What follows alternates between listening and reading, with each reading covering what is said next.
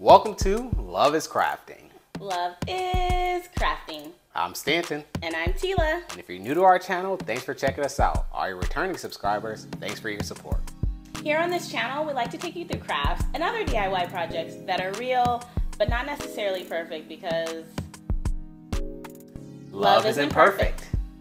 In this video, we have a DIY home improvement video for you. Yes, we moved into our house some years ago and everything's like builder's grade and I'm like, it's time to upgrade. Yeah, when we bought the house, we had every intention on upgrading ourselves. It just took us some time, but now we're here. Yeah, so we're definitely gonna walk you through step by step on how we replaced our bathroom sink faucet. Yes, and show your support for the channel by liking, commenting, and subscribing. Love is crafting. Love is crafting. Before you do anything, you need to turn off the main water supply. This is going to be under the sink. You just turn these dials to the horizontal position. Next, disconnect the water supply hose from the faucet handles. These connections are pretty tight, so they're hard to get off. But with a good set of either channel lock pliers or vice grips and a lot of patience, you'll be able to get this to work. As you can see, this took a lot of effort. It took us about 20 minutes to get this. Remember, the hose from the main water line is going to come in both a hot line and a cold line. Make sure you pay attention to where the hot is and where the cold is, so that way when you reinstall it, it's a lot easier. Next, remove the plunger. That's the mechanism that stops the water from going down the drain. Removing the plunger is going to be different based on what type of sink you have. This one was pretty easy. You just unscrew this little clip from the middle of the main drain and remove the rod out of the middle. Once the plunger is removed, you can slide this rod out of the clip pretty easily. Then you want to remove these white washers from the hot and the cold faucets. You can do this by putting a flathead screwdriver against this part and hitting it with a hammer.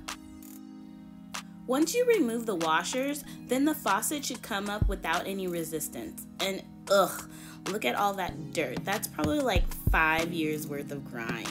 We tried to clean it as much as possible. Shout out to Clorox wipes, hashtag not sponsored. But at the end of the day, we're not gonna get this back to the white of the regular counter. And honestly, it's gonna be underneath the faucet. So this is our new faucet and we're going to do an impromptu unboxing. As you can see, it comes with the faucet and there's a little piece that goes underneath and some kind of safety tag here as well. The faucet just enters into the basin like so. It also comes with the main drain valve and some fancy little nuts. And of course, the instruction manual that Stanton barely looked at. These washers are pretty cool. As you can see, you can push them down, and when it pushes down, it tightens up.